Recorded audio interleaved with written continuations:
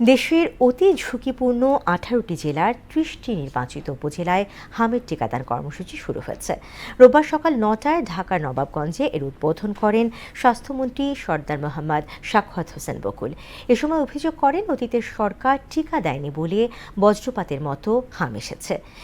আর টিকাদান কর্মসূচিতে বিশ্বের কয়েকটি স্বাস্থ্য সংস্থা সহযোগিতা করেছে জানিয়ে স্বাস্থ্য প্রতিমন্ত্রী বলেছেন, টিকাদানে কোনো রকম ঘাটতি হবে না। তাহসিন তারিনের রিপোর্ট।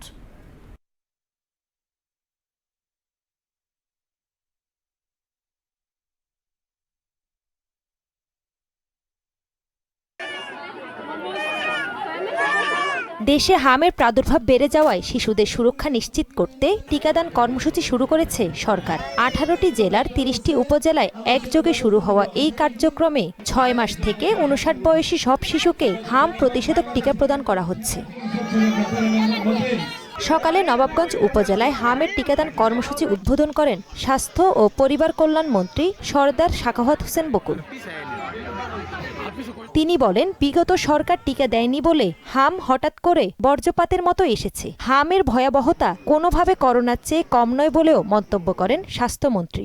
এটা একটা ভয়াবহ রোগ, করোনার চেয়ে কোনো অংশে কম না, এবং বাচ্চাগুলি বিশেষ করে আমাদের ভবিষ্যৎ প্রজন্ম যে কষ্ট পায়, যেভাবে মৃত্যুর কুলে ঢলে পড়ে, এটাকে খুব মিসহ্যান্ডেল করেছে অতীতের সরকারগুলি। 2020 ডিসেম্বরের পর থেকে বিগত সরকারগুলি এই টিকাদানটা কন্টিনিউ করে নাই, যেই কারণে একেবারে বজ্রপাতের মতন আমাদের উপরে সে রাতারাতি কিছুদিনের ভিতরে অনেক বেড়ে গিয়েছে। এই সময় মন্ত্রী বলেন, 12 এপ্রিল থেকে ঢাকা, ময়মনসিংহ ও বরিশাল সিটিতে হামের টিকাদান কর্মসূচি শুরু হবে এবং 3 মে থেকে সারা দেশে একযোগে শুরু হবে এই টিকাদান কার্যক্রম। 6 মাস থেকে 59 মাস, মানে 5 বছরে 1 মাস কম, এটাকে আমরা সম্পূর্ণরূপে কভার করব টিকা দিয়ে।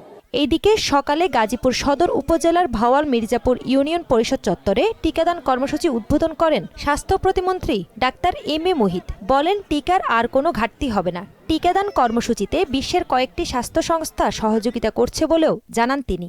আমাদের সরকার বাংলাদেশের প্রতিটি শিশুর জন্য আমরা সর্বোচ্চ গুরুত্ব দিয়ে কাজ করে যাব এবং যাচ্ছি। বাদ যাবে না একটি শিশুও। প্রতিমন্ত্রী আরো বলেন, বর্তমানে অসুস্থ শিশুদের এই মুহূর্তে টিকা দেওয়া হচ্ছে না। অসুস্থ শিশু ছাড়া বাকি সবাইকে টিকার পাশাপাশি ভিটামিন এ ক্যাপসুল খাওয়ানো হবে।